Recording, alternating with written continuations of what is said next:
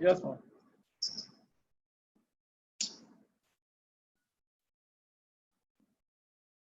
Hello?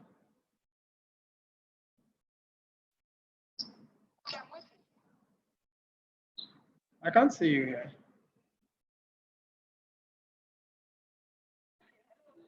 I can't see you now. I can't see you.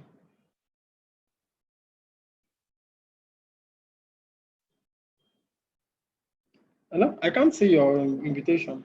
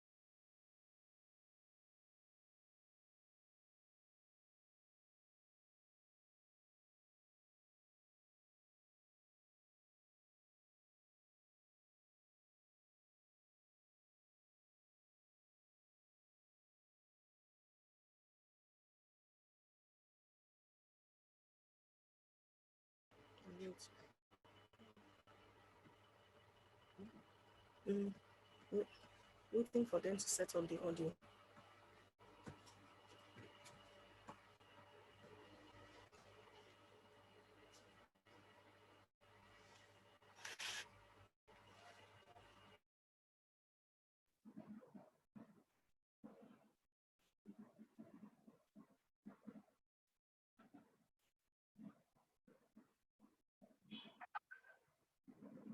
Right.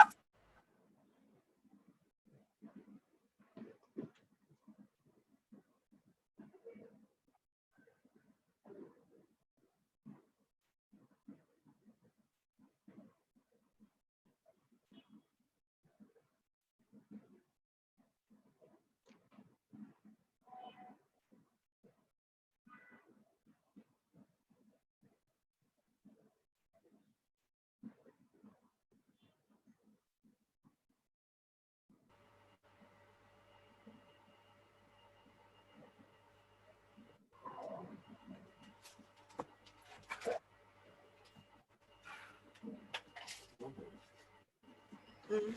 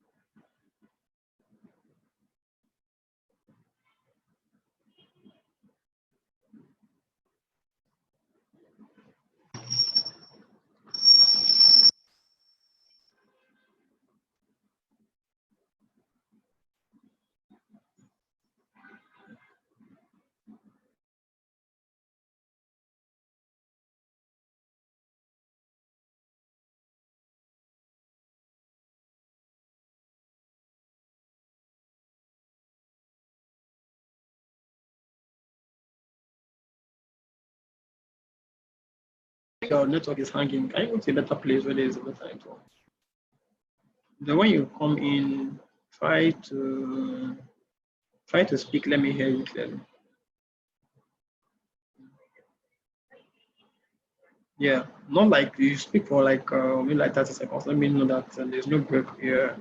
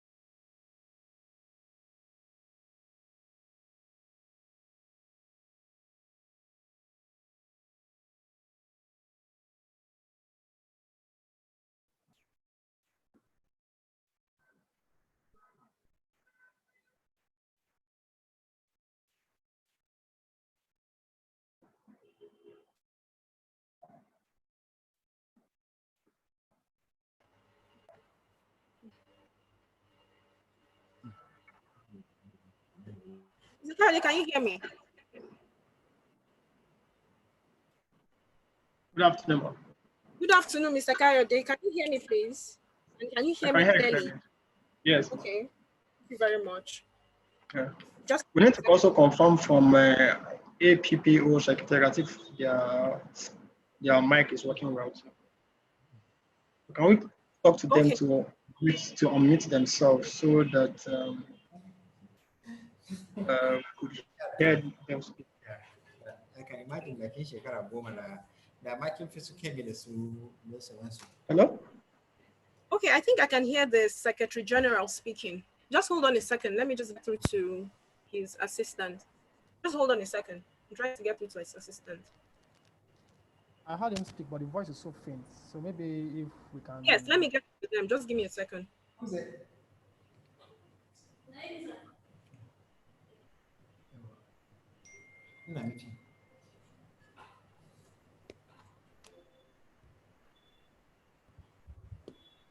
Pick up your phone.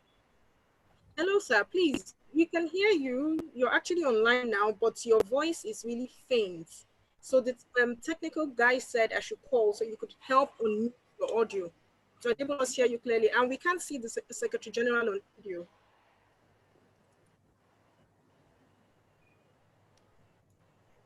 Hello?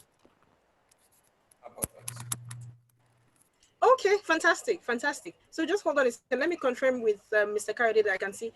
Let me confirm with Mr. Kayode that I can see. He can see you clearly and he can hear you. Just a moment, please. Thank you. Hello, Mr. Kayode. The Secretary General is here and I can hear him clearly. I'm wondering if you can hear him too. Okay, I can see him, but he needs to speak for like 30 seconds so we can hear him clearly first. Okay, just give me a moment. Just give me a moment. Let me. Here. He muted himself. Let's just wait, let him speak so we can try. Mr. Kayode, I should call them to unmute themselves, right? No, don't worry, they will. Okay, okay. Thank you.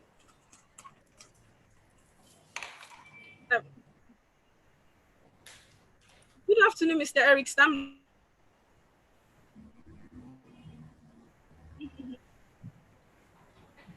Hi, Wofai. I guess Hi. I'm early. I guess I'm early for the event. Yes, you are. And I'm pleased to have you here today. Thank you very much for making time out of your schedule to join us. No problem. Yinka just sent me the link, so I didn't know about it earlier. I sincerely apologize, but it's no problem. Thank you so much. I'll sit in for a while. I have some calls later. Okay, I'm glad that you could grace the occasion. Thank you. No problem. Thanks.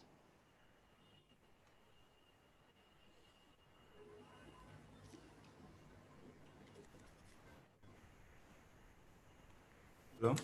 Hello, Mr. Adeyemi Akinsanya. It's good to see you. I know your audio is muted. Hi, Avi. Yeah. I'm back on now. Hi, Wofai. Thank you. Good to be here. Thank you. We'll start in a couple of minutes. Let's just finalize with the Secretary General's technical hitch. I actually sent an email with some questions to Joe. I copied you on it. You might not be able to see it now, but I just sent it about 5 minutes ago. I wouldn't have seen it. Yeah. I will check the email now. I'll check your questions now. Please, what's the name? Adeyemi Akisonya. Adeyemi Akisonya.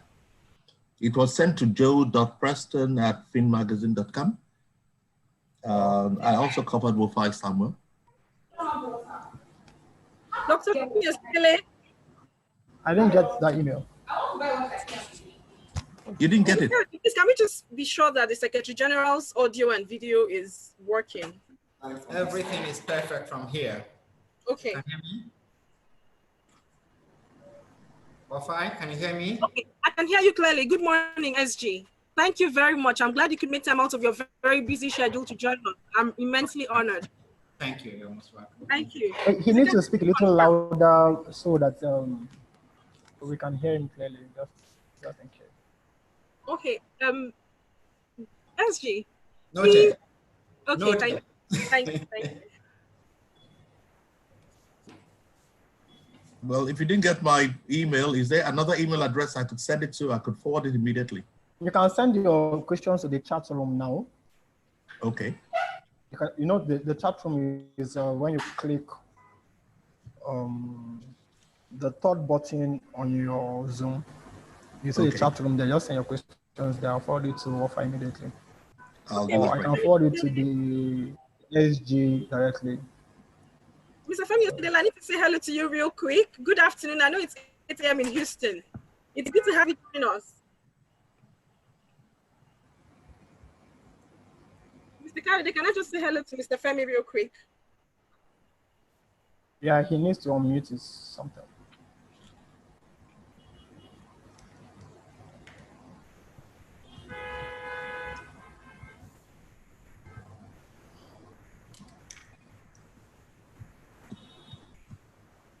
Okay, so we'll begin at 2 o'clock Nigerian time on the dot. So we have 3 more minutes before it's time to begin.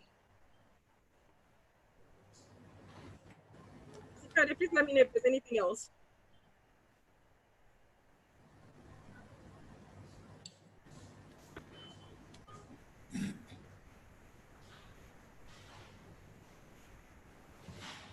What's Dr. Femi's last name, please? Dr. Femi Osidele. Osidele. Thank you. Yeah. Thank you.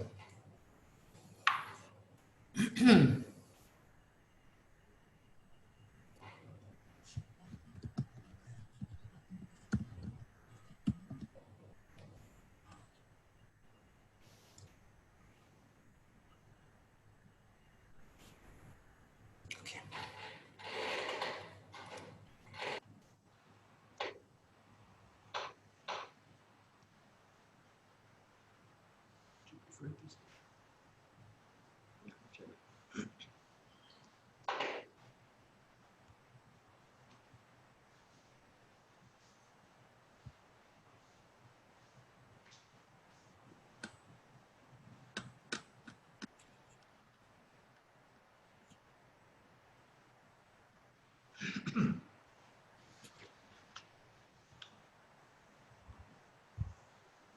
Okay, so we'll begin in exactly 1 minute. Oh. Okay.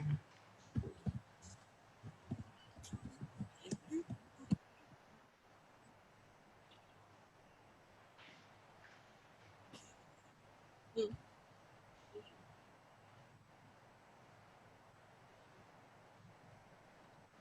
Are they working on it? Are they working on it? Yes. Okay. The continue want to come and move it.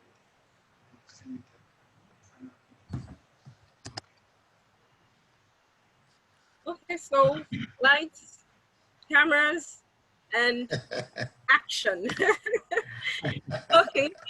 A very good afternoon to our delegates across Nigeria, across the United Kingdom, the United States, and from across the continent of Africa. We are more than pleased to have you join us on the very first edition of Theme Webinar.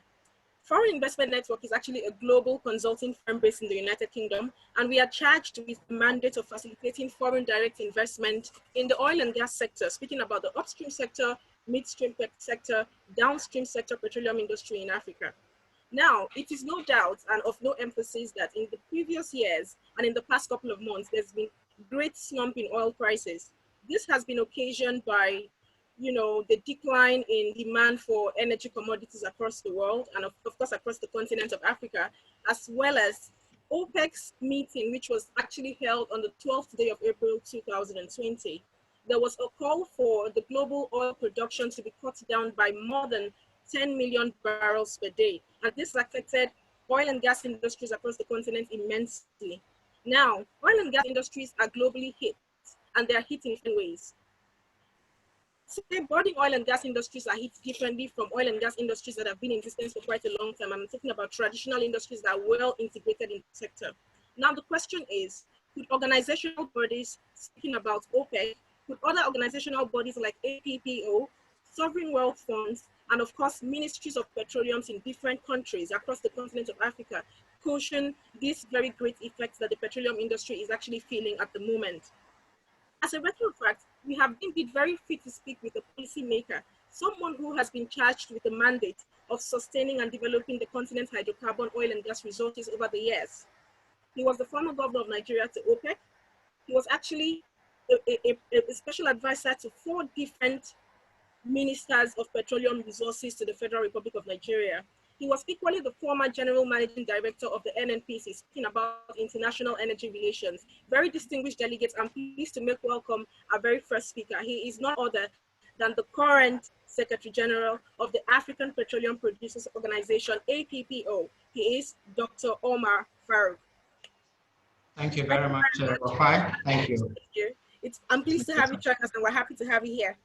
Thank you very much. Thank you. The second speaker is actually the Deputy Minister for Energy from the Republic of Ghana, but he just reached out to me about 20 minutes ago saying he is actually on an official assignment with his president. They're actually going to the Ashanti region, and he will join us at about 1:40. So hopefully he gets to join us when the program commences. So we shall begin. Thank you very much once again, SJ. You're welcome. Thank you. So the very first question I'd like to ask you, Secretary General of APPO, is how would you explain the current state of oil production and consumption in Africa? Well, for the Africa today stands at a production of about a little under 10% of global oil production.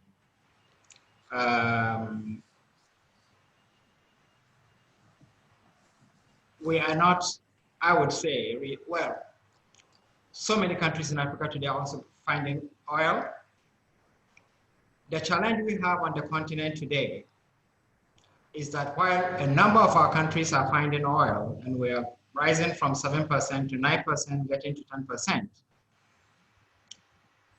our industry is still very, very highly dependent on external technology, external funding.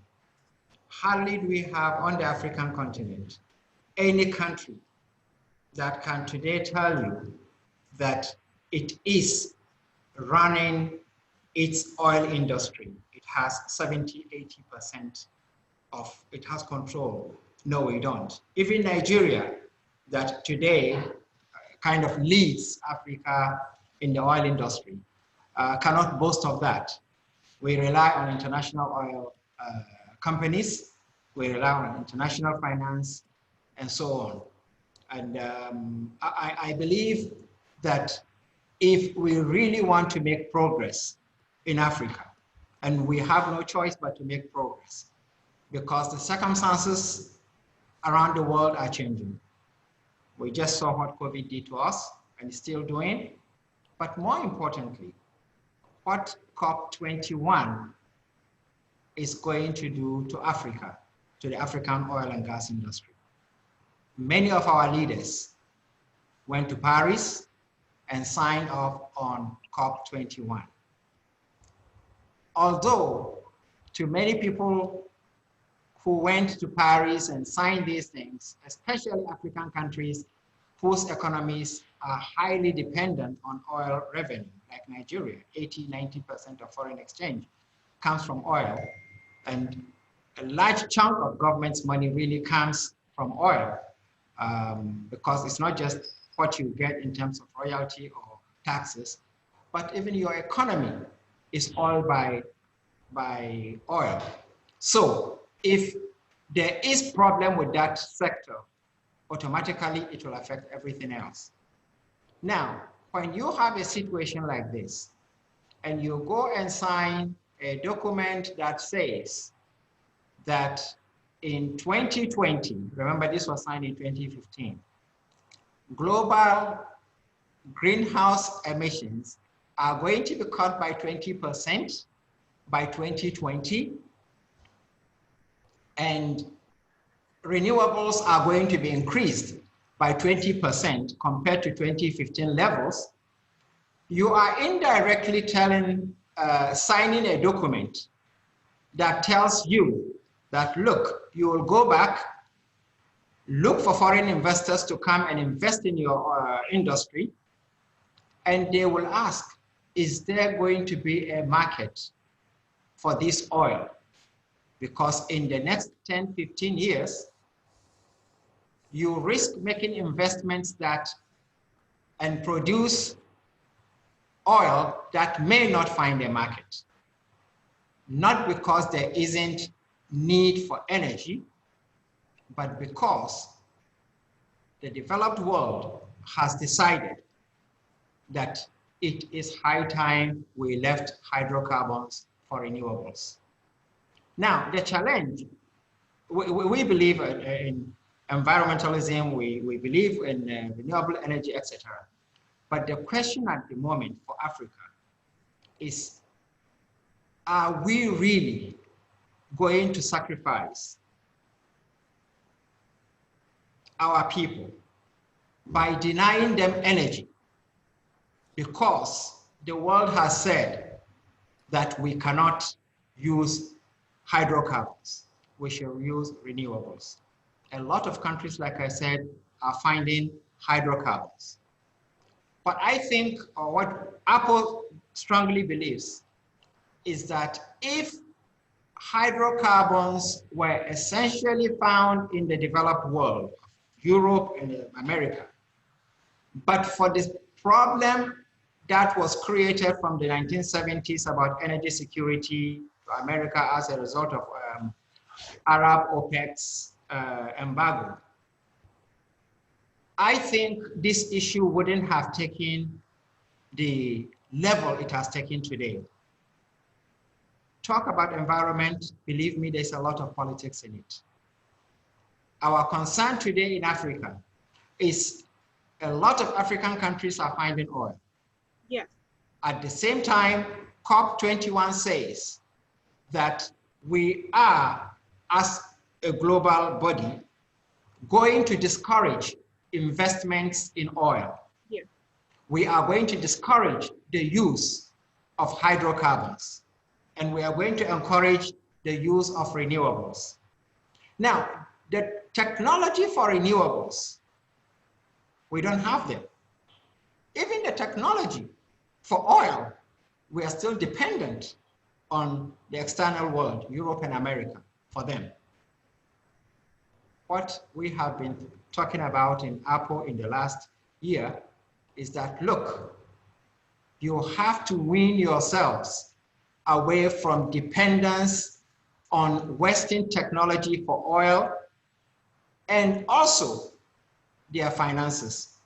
Because the point is, a number of IOCs today are gradually scaling down their financial commitments in the oil and gas industry. And if this continues, and I believe it will continue, then even the funds for research in the industry will go down. And when that happens, what you're likely to face is a situation where in Africa that is so dependent on Western technology for this industry, we are going to be left with our oil in the ground because we don't have the technology to bring it out. Or if we have what we have today, we will not be able to improve on it. And without improvement on technology, believe me, we can't get anywhere. 20, 30 years ago, the technology of oil isn't what it is today. When I was in secondary school, I remember I was told, by the time you finish school, you may not get a car because oil will not be around anymore. But with technology, you are able to find more oil, you are able to produce more oil, and today the reserve of the world, despite continuous daily use, is growing. When this stop is put onto the development of that kind of technology, then we will really come to the end of the age of oil. Now, the second, as a result of this, really what Apple is doing is saying that, look, we need to come together. And our experience between March and July this year tells us that we need to look inwards if this industry is to survive on our continent. What happened? We woke up and found that we're producing oil, we don't have a market for it. Market outside of Africa, I mean. But within Africa, there is need. A lot of countries, a lot of people need oil. But unfortunately, there isn't that state trade amongst us. And therefore, you produce and target Europe or the East. When your neighbor across the border needs that oil, unfortunately, this is one challenge that we have to face. We have to develop trade amongst us in the energy sector. And this is one of the things we're trying to do. But to do this, like I said, we really need the resources. From the studies we've conducted, we believe that Africans on the continent as well as in the diaspora have what it takes in terms of know-how, technology, etc. if we can mobilize them to be part of our vision for making oil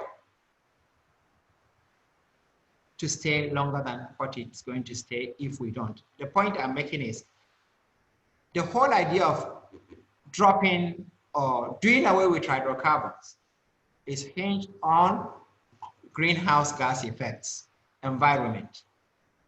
Our position has always been that if the West, America, Europe, etc., were the ones that have plenty oil,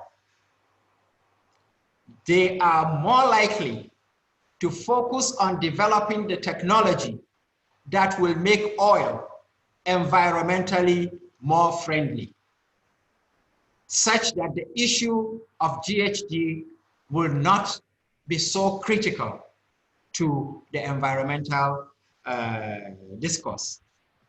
Unfortunately, those who have the technology to be able to make hydrocarbons, particularly oil and gas, more environmentally friendly, are the very ones that feel that, no, we don't want to do that because the bulk of global reserves are in countries that we don't trust.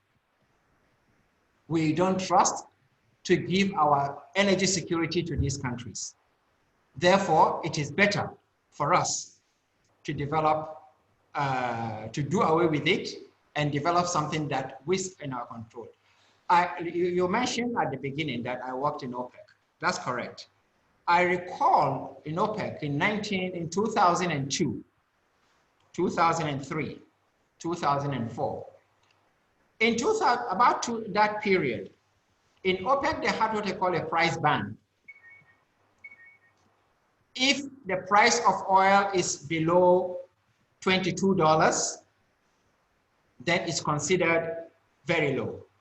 If it's above $28, it's considered very high. And the ministers come together to set in motion a mechanism of either increasing production or reducing production in order to ensure the oil stays within that band. By 2003, the price of oil just began to go up. And I remember in 2004, there were 5 extraordinary ministerial meetings, each time increasing production by 500,000 barrels. And each time it is increased, the price still goes up. From 22 or 20, $30, it came to 40, 50, 60, and by 2008, oil prices had reached $140-something per barrel. Now, look, gentlemen, this thing happened deliberately. It was an attempt on the part of those who have the technology, who have the finances, to wean themselves away from oil. Because by raising the price of oil artificially, they were able to allow renewable energy and even more faster is the production of shale in America. Because at the time oil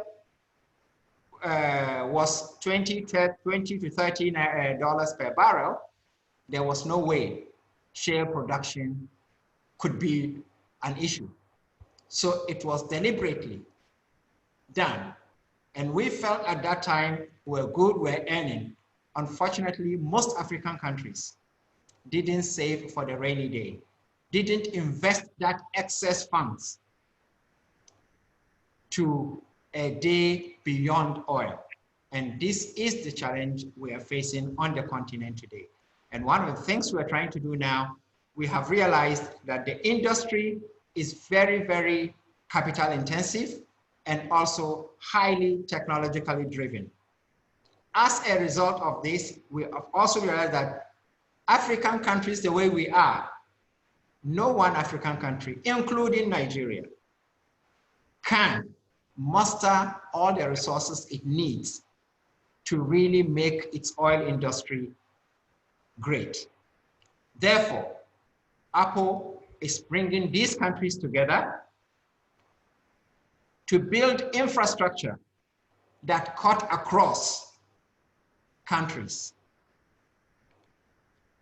We just finished, I think last February, we were in Cotonou, Ouagadougou, where we reviewed a study conducted by ECOWAS with funds from ECOWAS, Apple, and ARA on popularizing gas as a domestic source of energy. We also did something on the fuel specifications, harmonization of fuel specifications on the West African sub-region. And equally important, we looked at a study that has been made on the West Africa gas pipeline. Today, the West Africa gas pipeline runs from Nigeria to Ghana. We plan to have this all the way to Senegal or to Burkina Faso. Once you are able to have infrastructure, energy infrastructure that cut across countries, you are definitely going to be able to bring down the cost of energy. And this is really what we are set to do.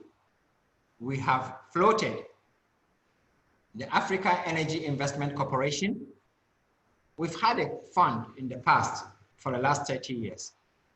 The problem with that fund is that it is government owned. And as we've all come to find out, nothing government really works the way it should. So we've changed our strategy.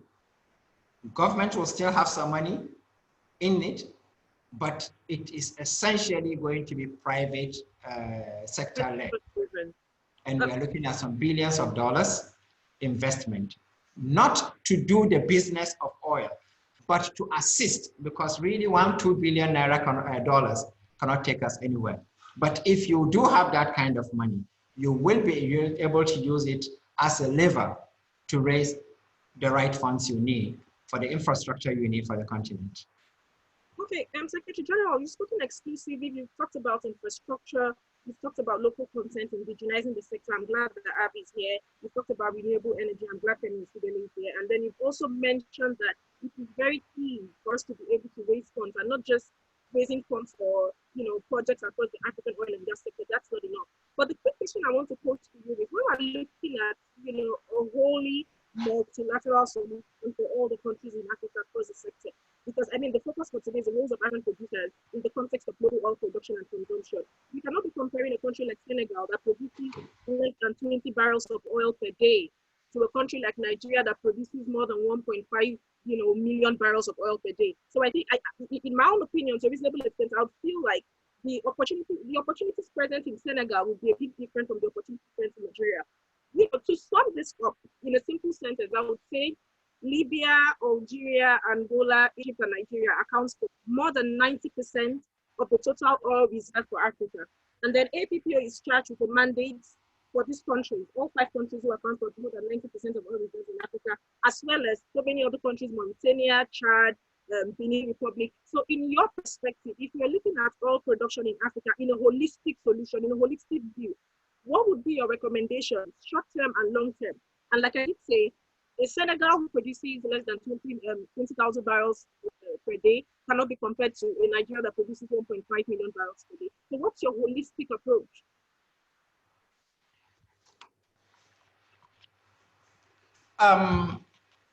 when we look at it continent-wide, you're right when you say Niger, for example, also produces just about 20,000 barrels per day, which they use in their refineries. They could do more without, but for the fact that there isn't the means of moving that commodity to where it is needed.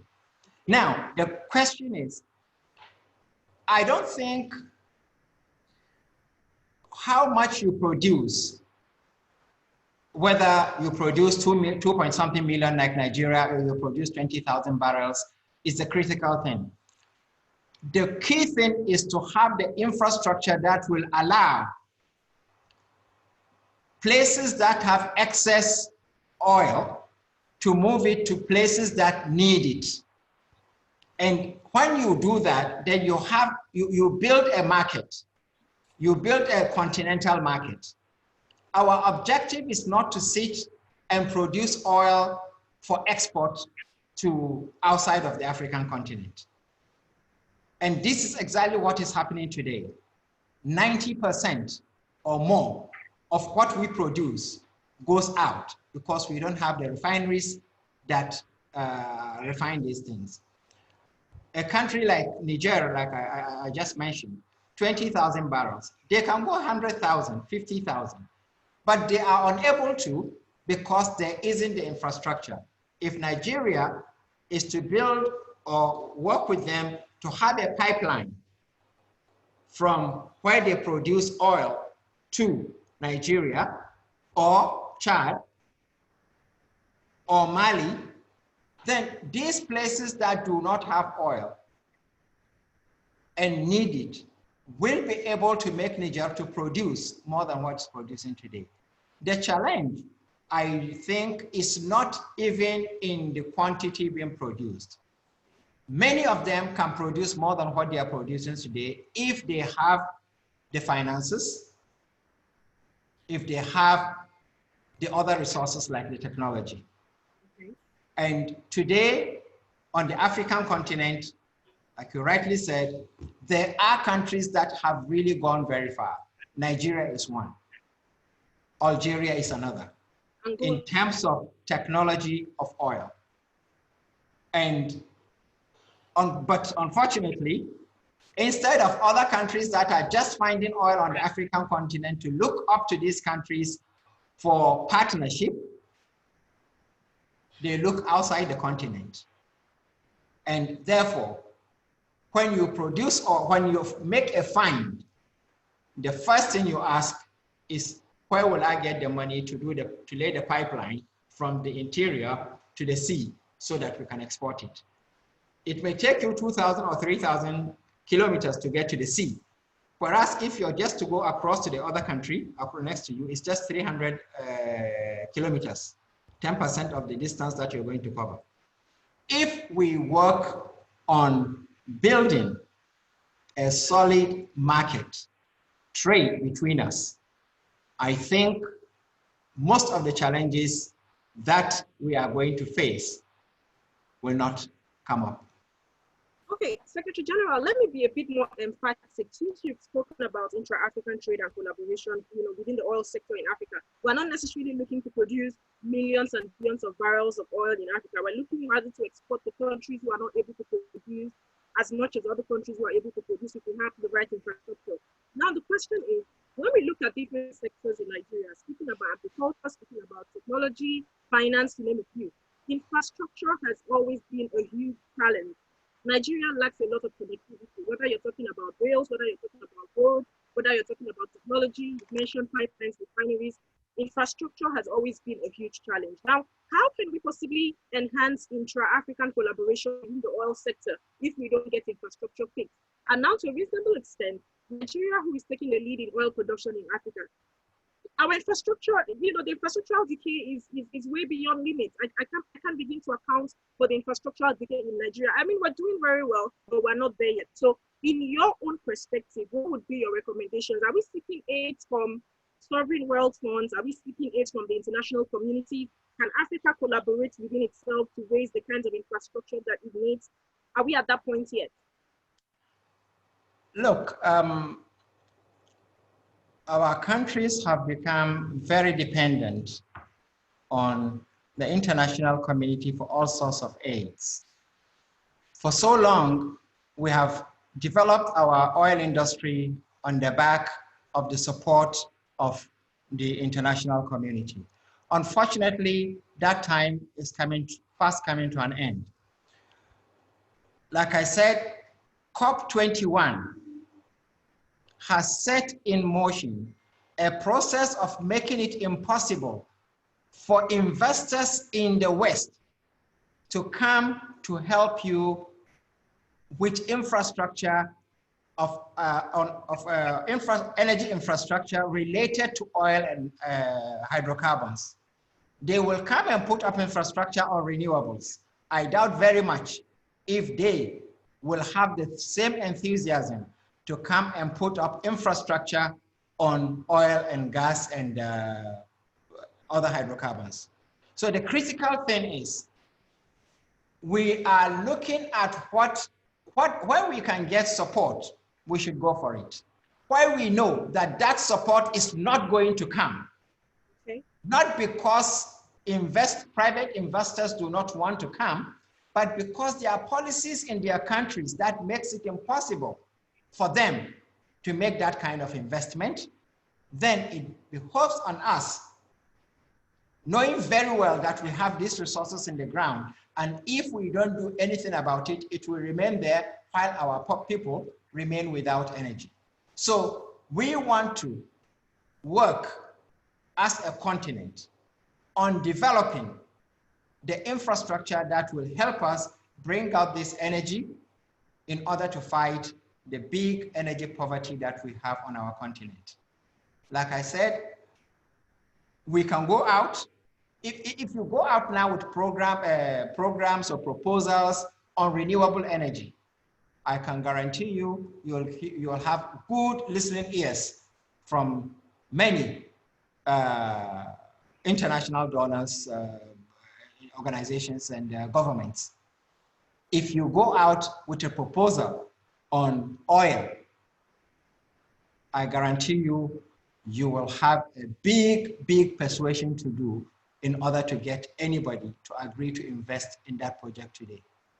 Okay, Secretary General, just very quickly, I'd like to say something. Since you've spoken about, investing in renewables, and you've also spoken about investing in oil, you actually accented to the 9th OPEC ministerial and non-ministerial meeting. You consented to it. Now, the question I want to ask you is, having been fully integrated in OPEC, and now you're responsible for a continental body that is in charge of more than 18 countries producing petroleum, oil and gas in Africa.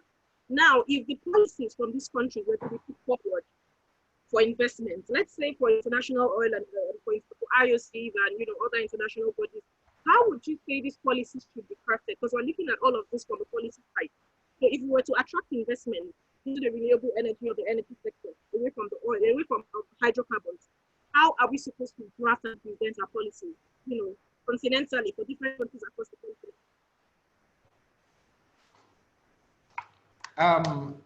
Let me make one quick observation about the difference between APO and OPEC. I worked in two organizations. OPEC is more concerned with stabilization of the global oil market, ensure that prices do not go too low nor too high. APO is not interested in that. We are interested in that to the extent that half of OPEC, or more than half of OPEC, belongs to APO. So they do that for us in that place. In APO, we don't discuss oil price. We do that at the other level. That is, what we discuss are the peculiar challenges facing the African continent in oil and gas matters.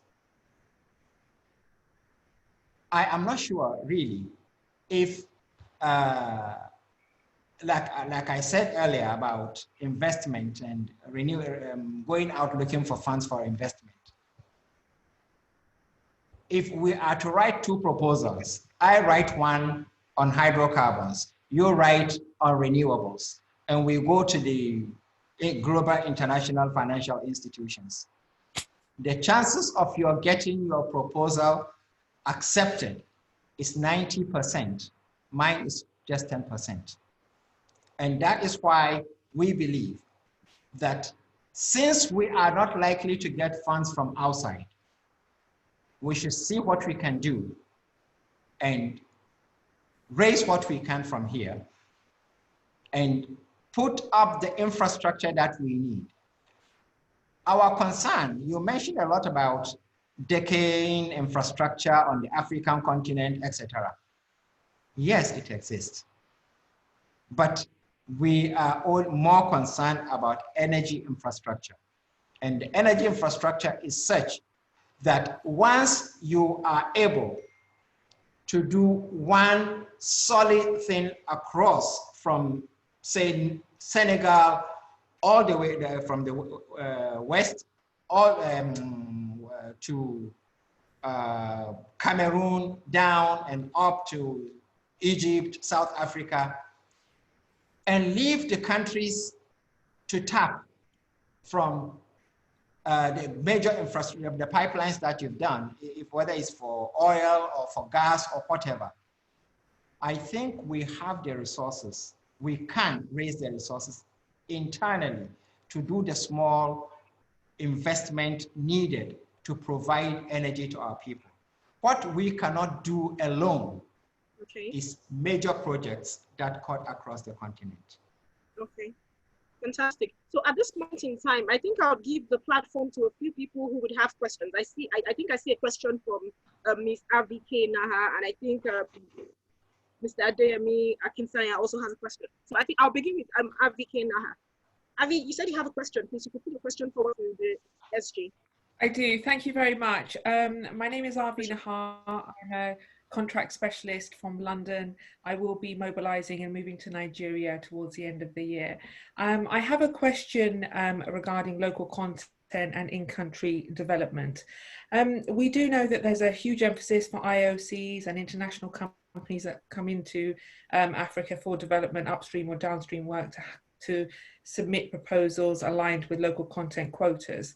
I'd like, Secretary General, just your thoughts and opinions on how IOCs and international companies can actually enforce and implement these local content quotas. Currently, we do know that NNPC have given a commitment of 85% local content for the LNG Train 7. So I'd really just like your opinion on how we, as international expats coming into the country to work, what are your thoughts on local content policy? I think on a local content issue, the best agency to discuss this is the Nigerian Content Development and Management Board, not the NNPC. The NNPC is a partner to a number of international oil companies. And I have worked in the NNPC, but I think there is, I know there is an act that clearly spells out what is required of anyone who wants to operate in the industry, who comes in with investment from outside into Nigeria, what is required of him in terms of what can or must be done by Nigerians in terms of production, materials, etc., and what is to be done by the external investor. I think the best agency to speak to you on this will be the Nigerian Content Development and Management Board. Okay, hopefully on a subsequent editions we'll be able to get NCDMB to speak on this subject of indigenizing the sector. It's very, very key and critical. So I'd like to move to Mr. Rotimi Ajao. I hope I got that right. Mr. Rotimi Ajao, what are your questions or comments for the SG? I can see you're already trying to reach out to me. Yeah, thank you so much. My name is Rotimi Ajao. I'm calling from Houston. I am the proprietor of Growth Bay Funds in Houston that supports small businesses, especially in the oil and gas space. What we do is partner high net worth individuals together to invest in small businesses, either oil and gas, pharmaceuticals, financials, and what have you. So I think the Apple platform is a very laudable one. We think it's one that we can partner with to basically help the people. Where am I coming from? We noticed that a lot of, because of the COVID, there have been a lot of significant economic destruction all over the world, and not just in Africa, but all in the West as well, practically globally. But the other good part about it is, so with this research, what we are seeing is an opportunity for African-focused investors from the West to leverage a platform like ours to invest in small oil and gas businesses and enable them to grow. We're also seeing it as a platform that can help Africans who want to diversify their portfolio to come to the West and participate in some of the opportunities that are emerging. So that's why I said earlier that Apple is a platform that will enable not just development of African opportunities, but also Africans to be able to participate in Western opportunities, because like I said earlier, the global impact of the COVID is tremendous all over the world. So a big kudos to the Secretary General for the platform and trying to basically make sure that there are a level of awareness across this. The second comment I want to make is, with respect to Apple, what are the opportunities to partner with enablers like our companies, other Western-based banks, to enable Apple to achieve its objectives? Okay, thank you. Yes, that's it. Thank you. Thank you very much, Mr. Jao.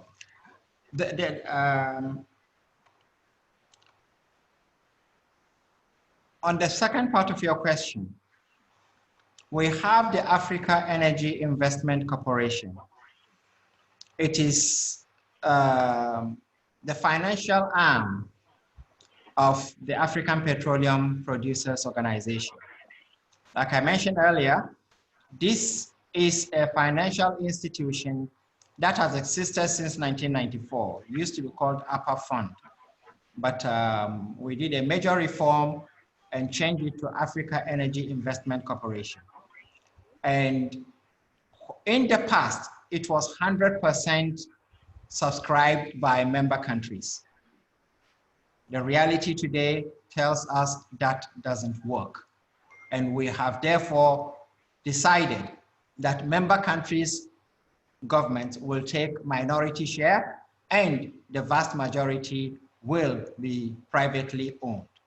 Now, one of the things they do is to conduct studies across the African continent, identify energy projects that need investment. And when you come in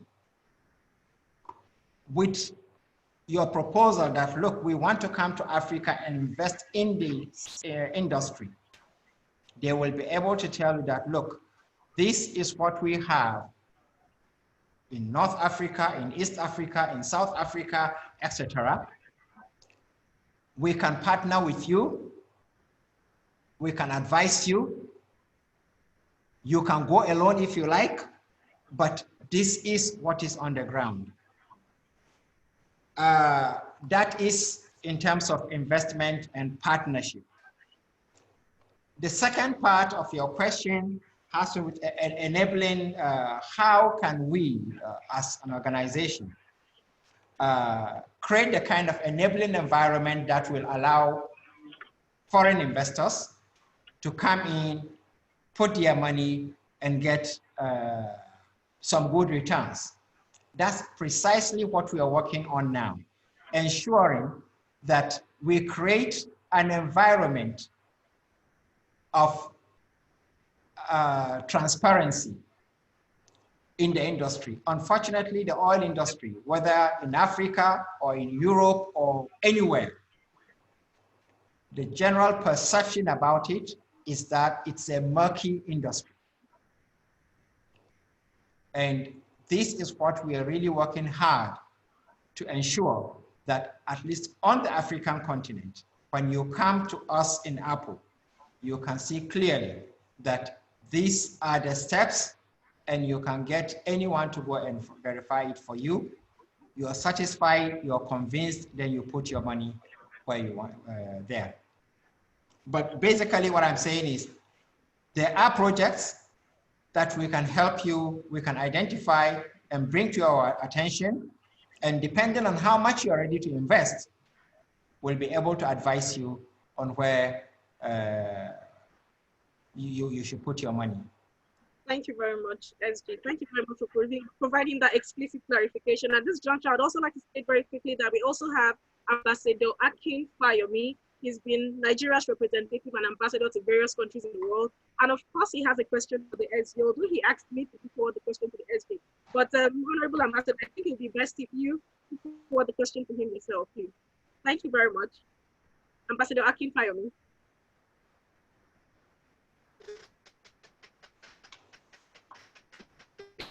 Yes.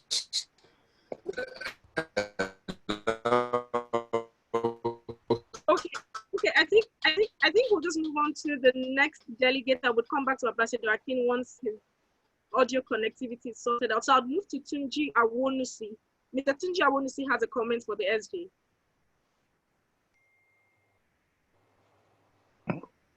Can you hear me, madam? Yeah, we can hear you. I think we'll just move to Mr. Tunji Awonusi and then we'll return to the ambassador once the audio is speak.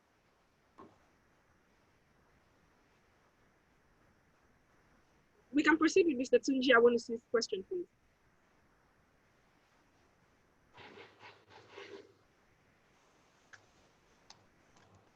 Okay, then I think we'll move to Mr. Adeyemi Akintoye. He is representing a major law firm in Nigeria, Adeyemi Akintoye and Associates. Can we have your comments and questions, sir? Thank you very much, Wofai. Thank you for the opportunity. Thank you, Mr. Secretary General. I must say that one would think that you had seen my questions or read my thoughts before your presentation this morning. Because one of the major things that I've been concerned about is whether Apple had a strategy for exploitation of oil and gas on the African continent itself without the continued dependence on the Western market.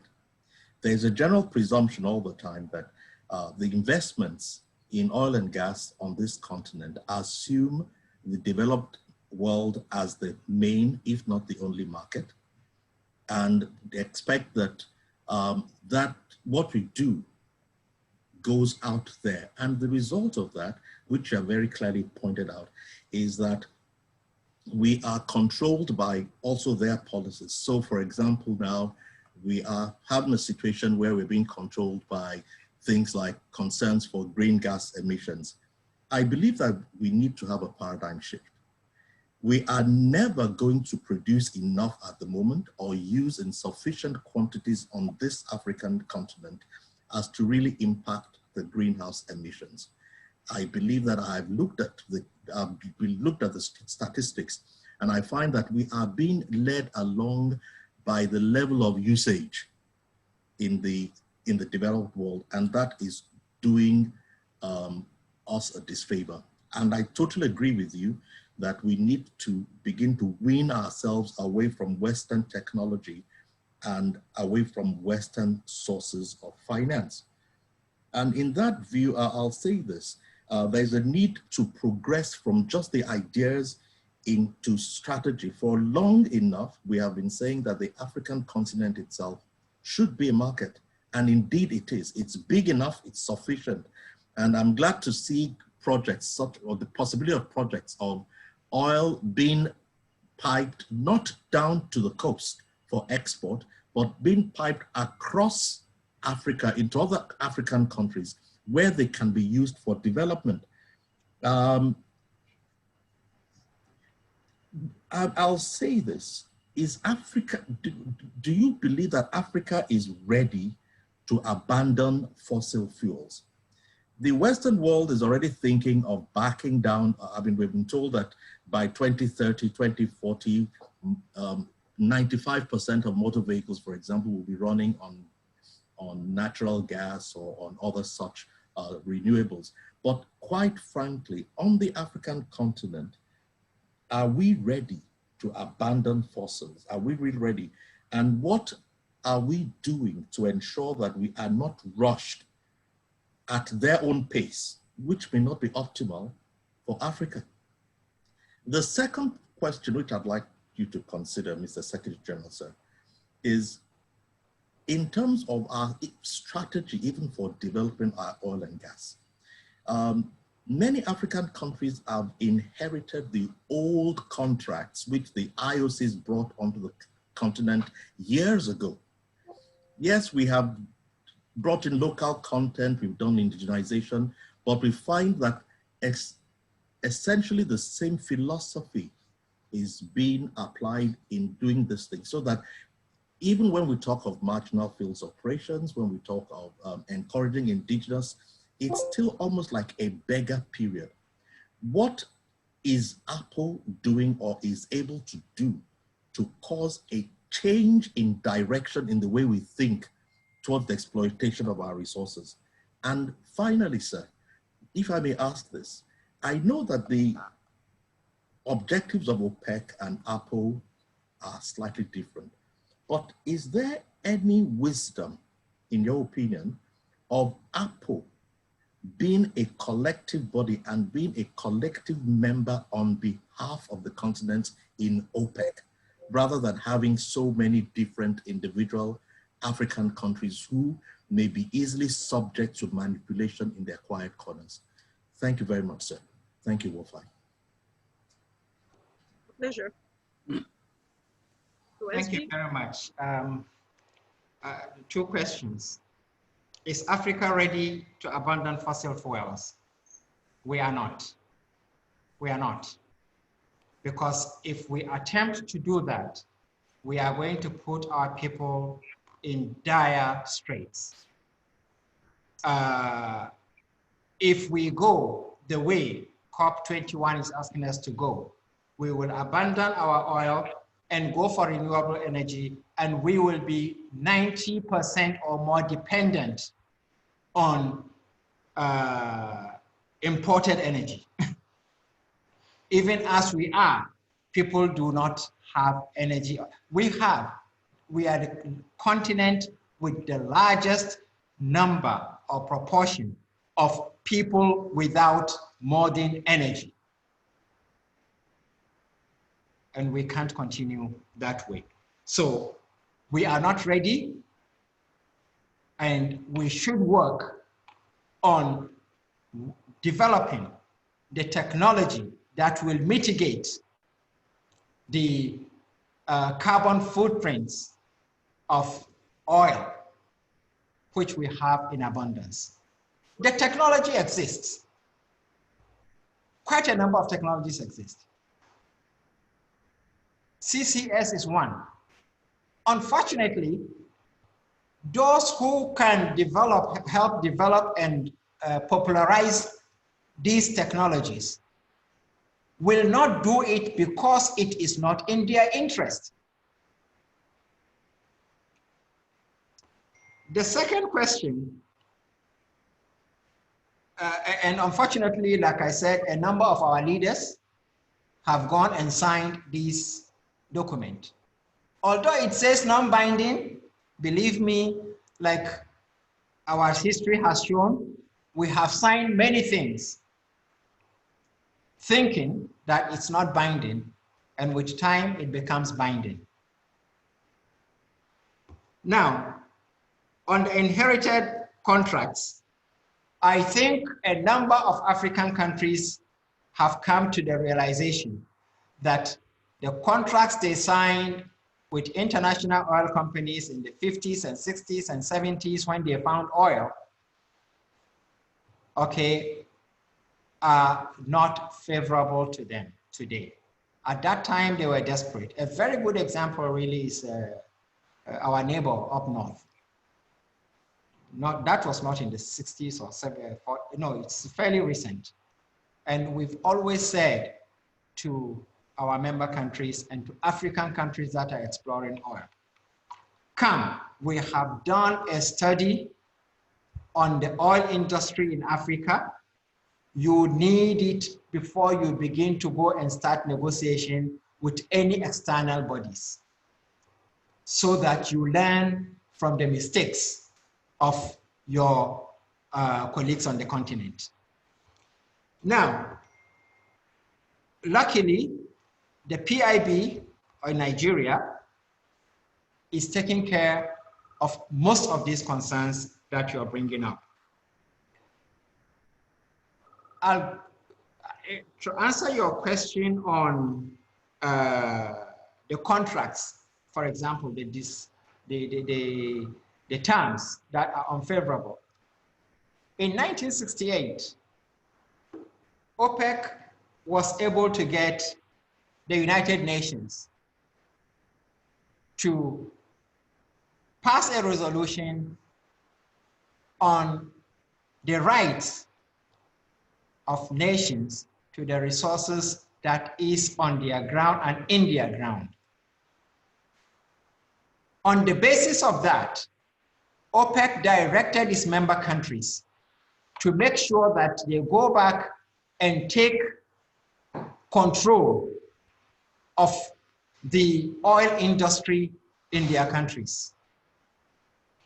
And that explains how from 1968 through to the 70s, African countries, Nigeria, for example, we moved from 30%, 40, 60% control.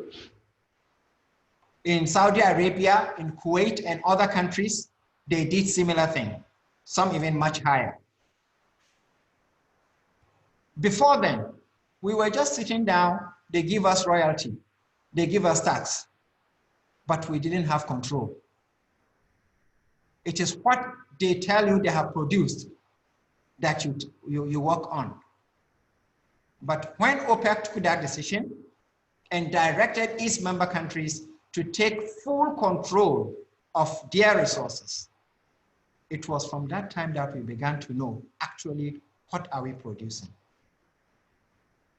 And we are doing the same thing in Apple. We are trying to domesticate as much of what has been done in OPEC in our organization. Like I said, Apple has more than 50% of the members of OPEC. The other point you raise is, can we go to OPEC with one voice as an organization? Not Nigeria to speak, Congo to speak, Angola, Algeria, etc. As somebody who has worked in OPEC, first as a staff of OPEC for 7 years and later as Nigeria's governor to OPEC, I am not sure it is in our best interest to say we are going to have one representative. But it is in our best interest to sit in Apple and take a decision on issues concerning OPEC, and then we go. And then all the ministers from OPEC, when Nigeria says this, Congo will say, yes, I agree with him. Algeria will say, I agree with him. That way, we will be able to have that clout. But if one person is to speak, and this is one of these disadvantages that the Arab world had in OPEC. In Nigeria, we have been able, since we joined OPEC in 1971, to earn the respect of that organization, irrespective of who is our minister. From Shetima Ali Mongono to Timipre Silva today, Yes. It has been consistent. And the reason is simple. They see Nigeria as a country that is, if you like, non-aligned or neutral. The moment you go and have a block in the organization, then even when you talk sense, they will think that you're just ganging up. And this is one of the problems that the Arab countries have in OPEC. Because they sit, they meet, they come and speak with one voice, and sometimes as they speak, we just close our ears. We don't want to hear because we know it's predetermined. Okay, I'll just take the next question from Reg, R-E-G, from Harvard University. Reg from Harvard University, please.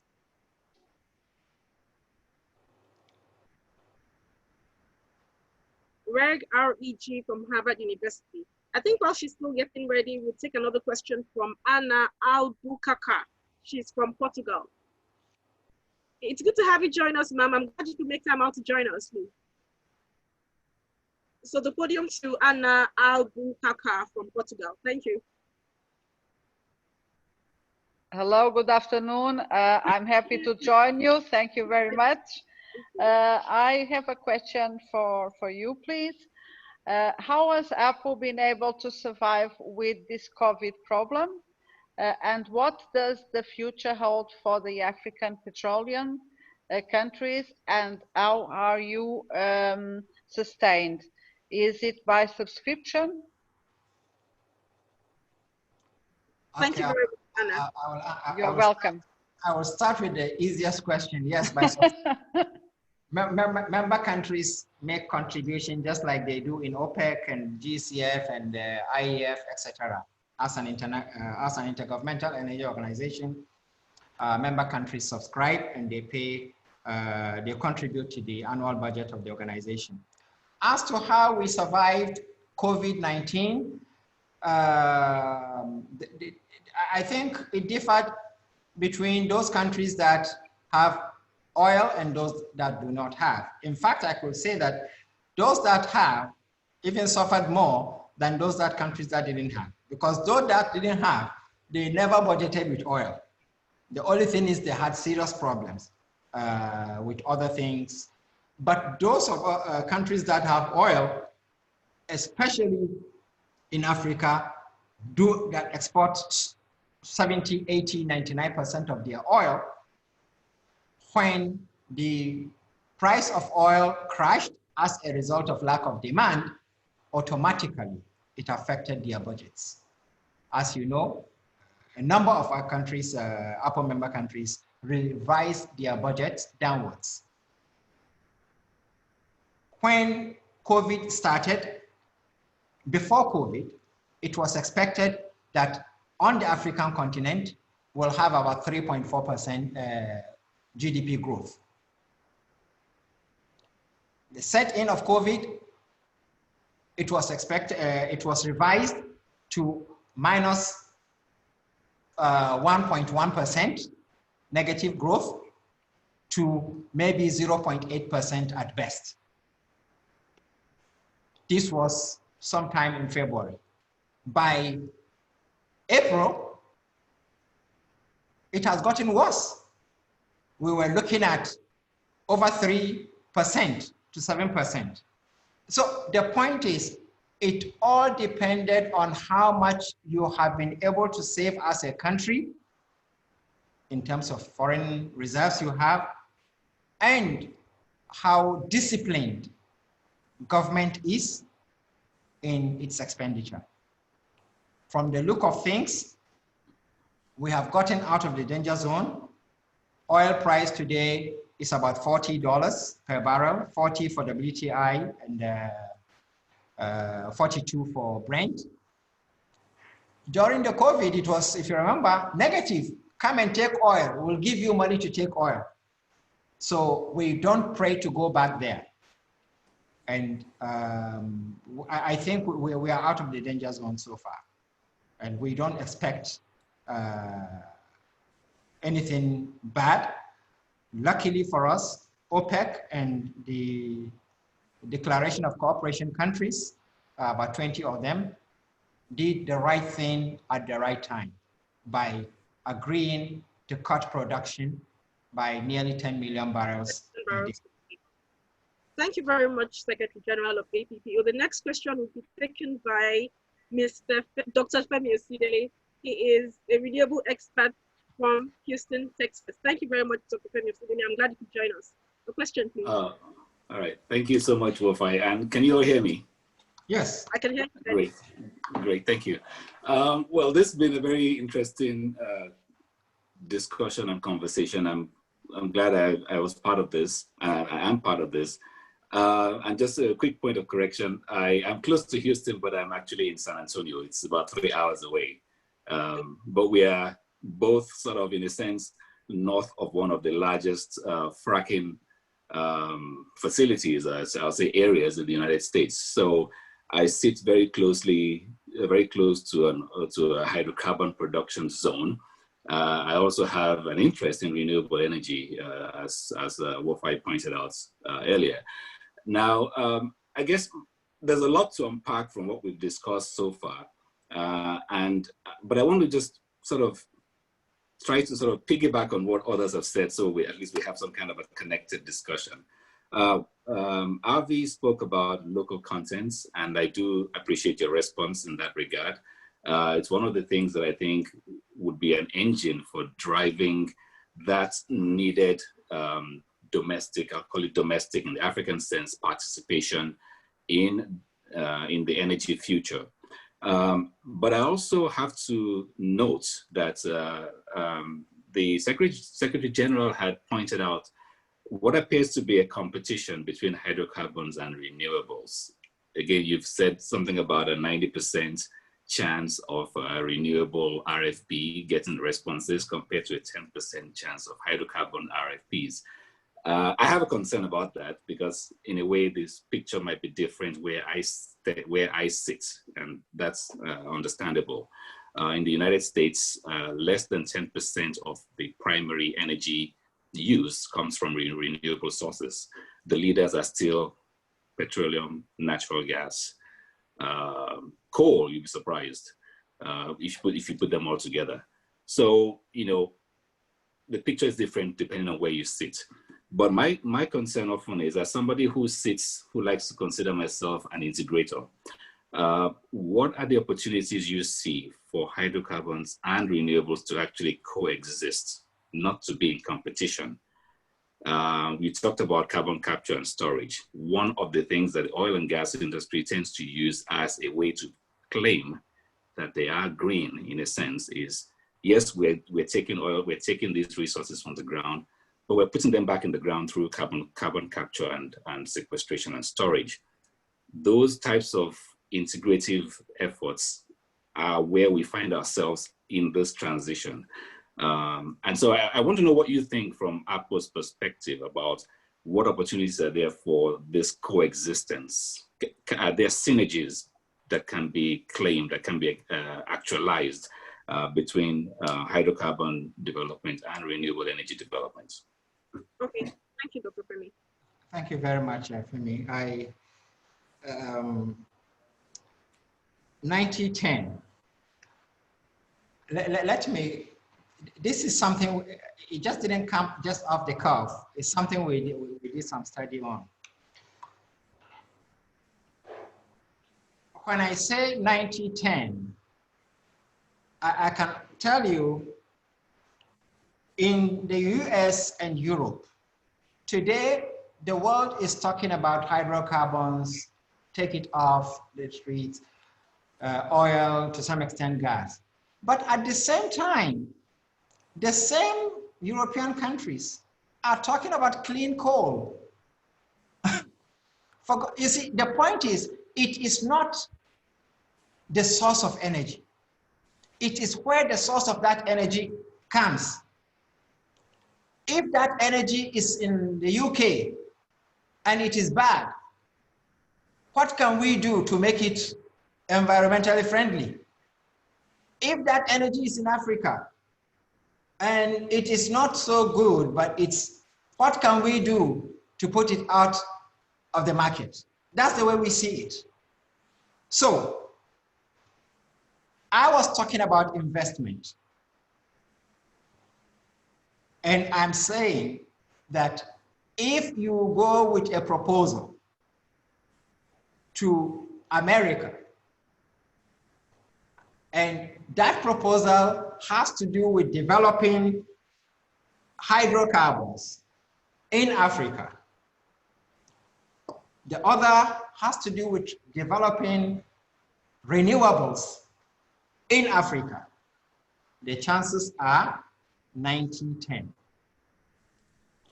If you go with a proposal of developing hydrocarbons in America and renewables in America, they won't look at it from the same perspective. They will look at just how quickly, what are the returns on the hydrocarbons. If it will bring them good returns, they will invest in it. I stand to be corrected, Femi. You know. No, I totally. That's why I said if you probably missed where I said it depends on where you're sitting. I gave you that perspective. I gave you the perspective from where I was sitting. Yeah, that's here, and I understand what you're saying because I've also been part of a program here, actually in San Antonio, Texas. We call it we have the Eagle Ford Shale in our backyard, and we're talking about a climate action and adaptation program, which I was also instrumental in developing the plan for the city of San Antonio. So you can imagine where we sit. We're literally an hour or two away from the Eagle Ford Shale, and we're talking about essentially doing away with hydrocarbons and moving towards renewables. I mean, this is some of the kind of things that we're dealing with right now, which is why I came back to my point that it's not an either or. Can we do a both and? Exactly. They are definitely not. People are actually looking at what they call, let me give an example just quickly, green hydrogen. You know, from hydrocarbon sources, you're deriving hydrogen, right, as a fuel for automobile and industrial use. But where's the energy coming from? Potentially from solar and wind sources. That's the kind of integration I'm talking about. You're still developing hydrocarbon resources, but you're using as much of the renewable energy as you can. What are those opportunities? Do they exist? And of course, if the question is it attractive to the foreign investors? That's a different matter, but the technology perhaps has to exist. And in my mind, I feel investors are what we need because, like you rightly said, the technology is there. There are opportunities for these two energy sources to coexist, even on the African continent. The question is, where's the money going to come from? I think that's what you are alluding to. But I take your point that depending on where you are, that 90-10 could be 10-90. Dr. Femi, thank you very much. Let me quickly answer this. On the coexistence, we definitely believe in Apple that you can't just do away with renewables or hydrocarbons. And secondly, they are not mutually exclusive. It's not like you go for this and you abandon this. No, we need all the sources of energy that we can get in order to energize the world, to energize our continent. In fact, this explains why when the upper fund, which was wholly focused on petroleum matters, was discarded and we brought this Africa Energy Investment Corporation, we also said it will be working on renewable energy. It's not just oil, no. It is oil as well as renewables. So we are moving with, we are trying to move with the times. Fantastic. Indeed.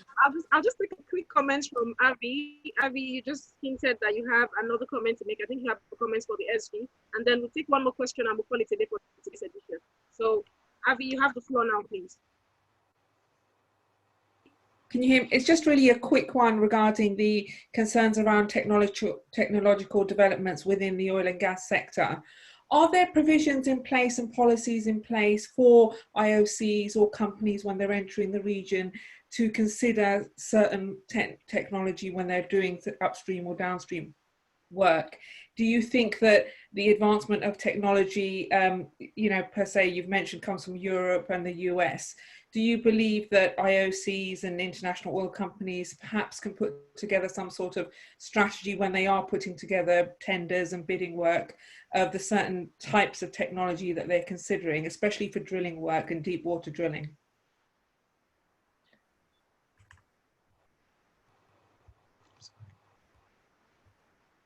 Okay, I'll just have to recap. Avi.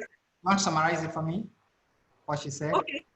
Avi, if I got your question clearly, you're asking if the IOCs have tenders and biddings already put together for oil and gas companies in Nigeria.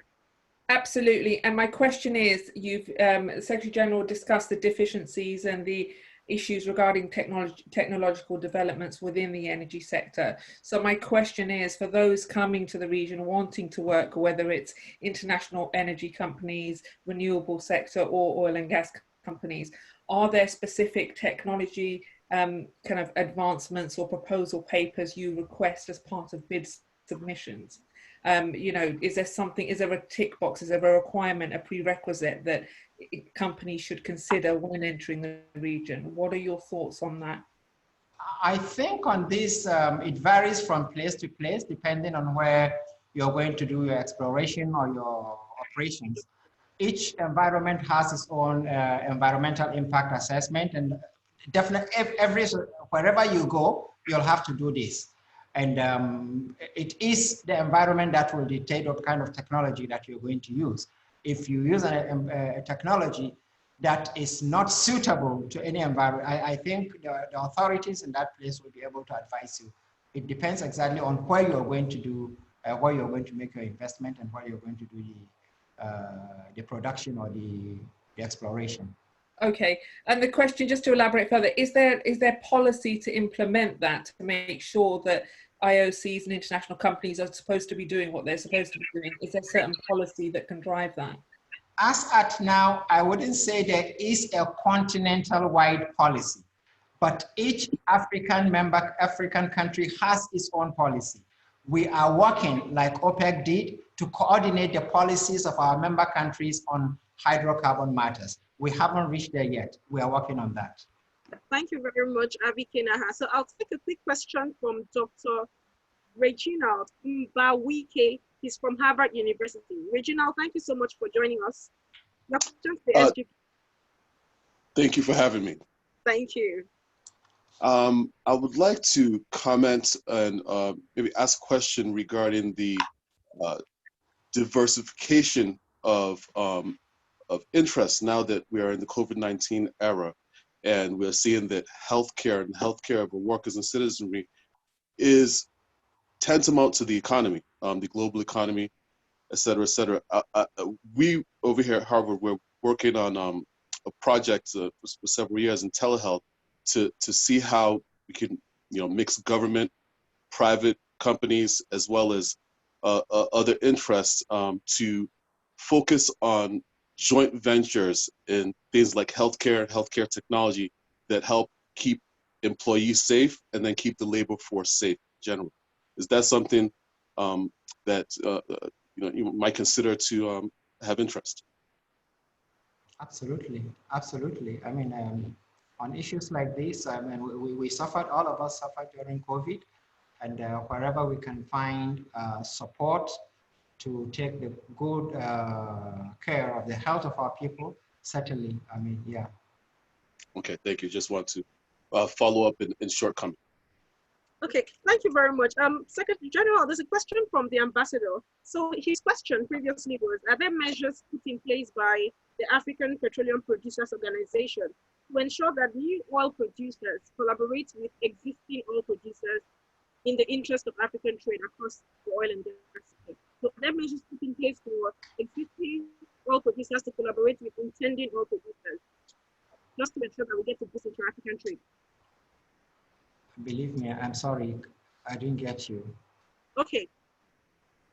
The Ambassador Akinfayomi is asking if there are measures and policies that has been put in place across Africa to enable existing oil and gas producers who are traditionally integrated in the system, the big oil players like Chevron and the rest of them, collaborate with smaller oil and gas companies who are coming up. Is there a measure put in place in that regard just to enhance inter-African collaboration and trade? Absolutely, absolutely. In fact, the last Ministerial Council meeting of APO held in June set up a team to study the impact of COVID-19 and COP21 on the future of the oil and gas industry in Africa. One of the things we're really looking at is to see how we can develop what Dr. Femi mentioned, local content in the industry on the continent. Because we have come to realize that sooner rather than later, most of these international oil companies are going to find their way out of our continent. Not because they don't believe on the continent, but because there are policies being churned out by their home governments that will make it impossible for them to continue to operate in Africa the way they have operated in the past.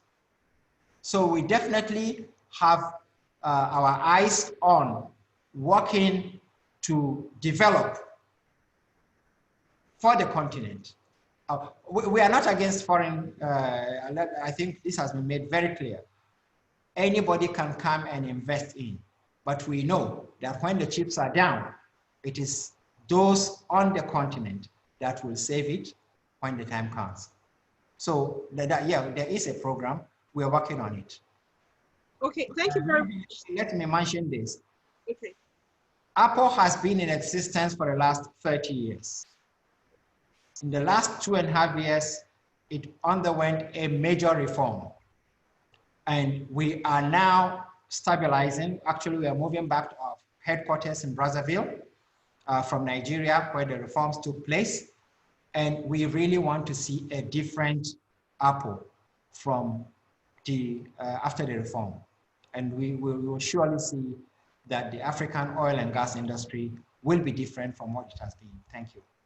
Okay, I'd like to announce at this juncture that Mr. Henry Obi, he's been the leading legal counsel for lots of international oil and gas companies across Nigeria, across the continent of Africa. I have personally come across him on various platforms and forums that have been part of. He's a part of this conference right now, and I think he has a comment and question. I don't know if Mr. Henry Obi is ready. Mr. Henry Obi, please.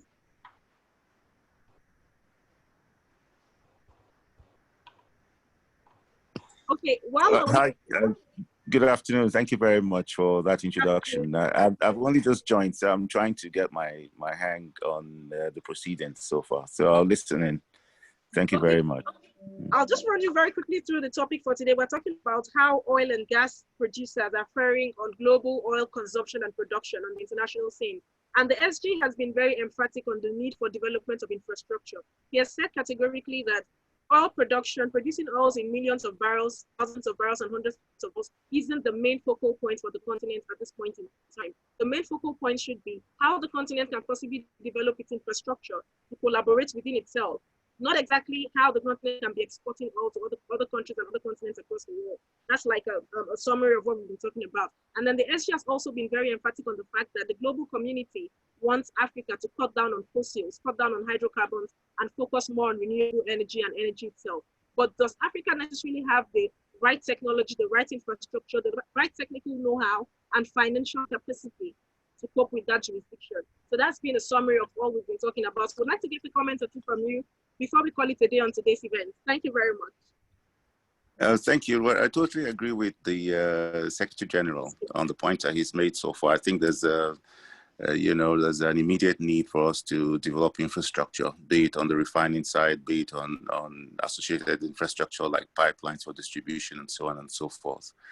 And also recognizing that the oil industry is a global industry, and therefore, we cannot operate in isolation of the factors that affect the industry across, geopolitics and all the other factors that come to play on pricing and value extraction.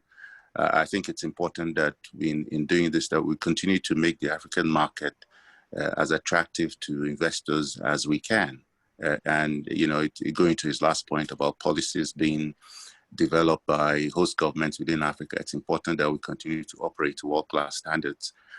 Because I think from a research and development, from a technology standpoint, the industry is one, it's ultimately a long-term benefit to ensure that we continue to be part of that global play within the industry. I mean, some of the factors like the ESG factors on the finance, the access to capital under the new terms, and so on and so forth come to play, but we will meet our own timelines. I think it's important knowing that we African nations sit on such huge reserves of hydrocarbons, you know, and those reserves are key to the economic development of the African nations going forward.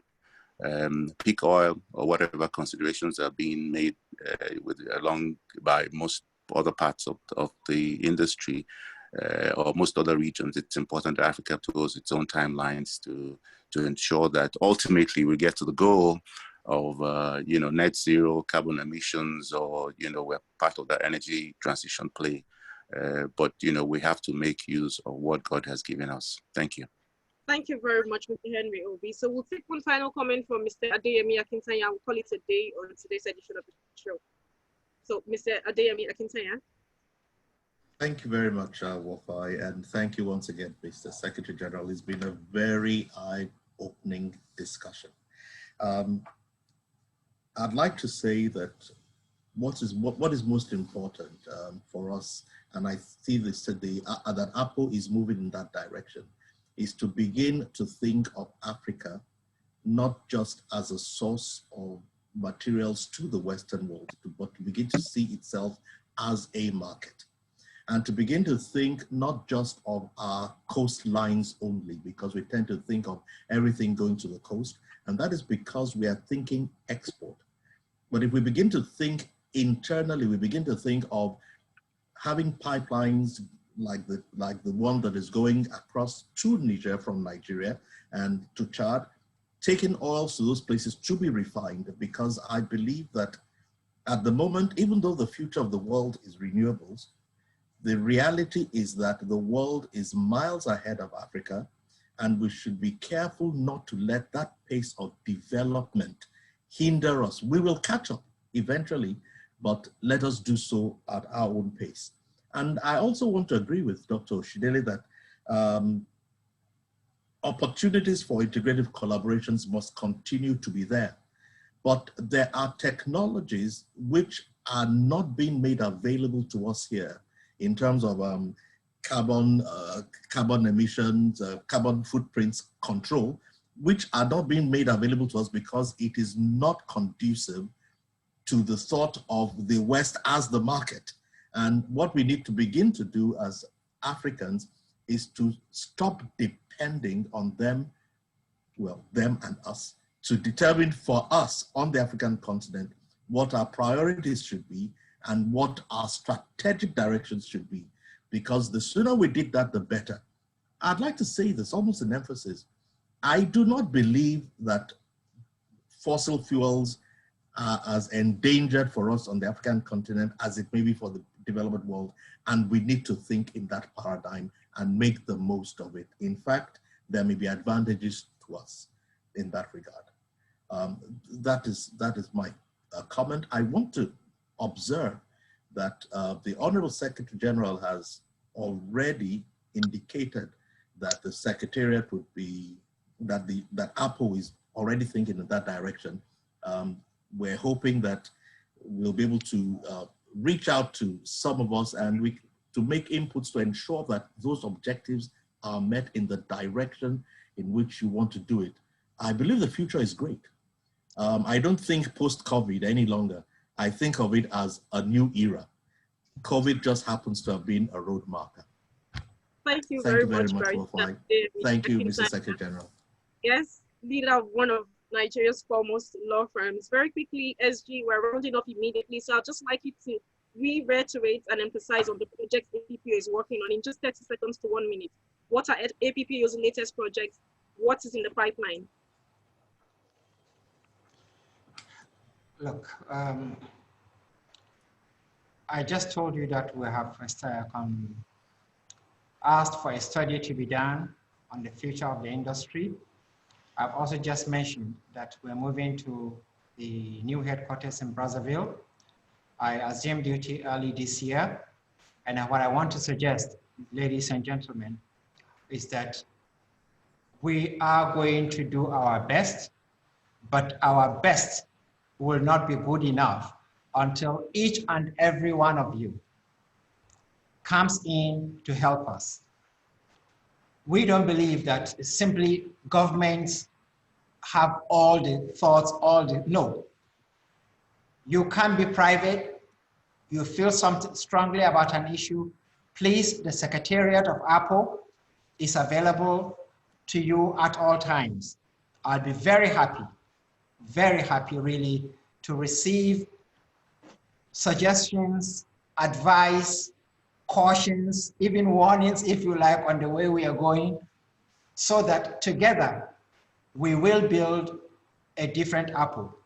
We will say that from 2020, the Apple that has existed for 30 years is completely different. And like I said, we'll do our best, but we will seriously appreciate whatever input any of you can give us, so that together we will make energy poverty a matter of the past on our continent, so that we can be able to stand on our feet on this continent.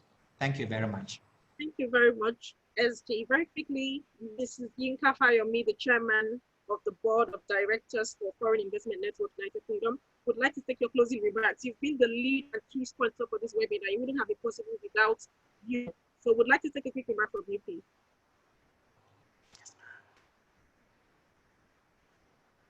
Hello, can you hear me? Yes, we can hear you very clearly. This is Yinka Fayomi. Okay, well, I just want to say thank you very, very much, Secretary General. I can't thank you enough for the contribution, and I'm really so pleased and happy that they chose the right person to sit on this seat.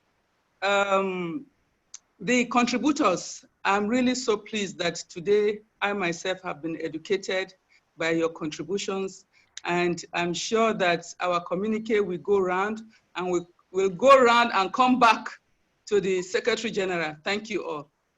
Thank you very, very much. Thank you very much. I'd like to say a big thanks to each and every one of you for participating. We've had participants from various countries across the world, and of course from various countries in Africa. Thank you. I can't thank you enough. So we look forward to having you all participate in the next edition of our webinars. But in the meantime, I'd also like to say a big thanks to Secretary General of African Petroleum Producers Organization, APO, Dr. Omar Farouk. Thank you for making time out of a busy schedule to grace this occasion. And of course, your insights have been very helpful. Thank you. So I'll say to each and every one of you, do have a great day as we look forward to sharing the communique after the event, and of course, developing the best of Africa's infrastructure to fit the needs of its people. Just very quickly as well, the PIB will be passed in a couple of days, and so we all look forward to it as well. Thank you very much, HG, and have yourselves a very, very beautiful day. Goodbye from me. My name is Wofai Samuel. Thank you. Thank you very much. Thank you, everyone. Thank you. Thank you. Thank you. Thank you. Thank you. Thank you. Bye. Thank you. Bye. Bye. Bye. Thank you. Bye. Thank you. Thank you. Bye. Thank you, Barrister Adeyemi Akinflaya. Thank you very much, sir. Welcome. Thank you. Welcome.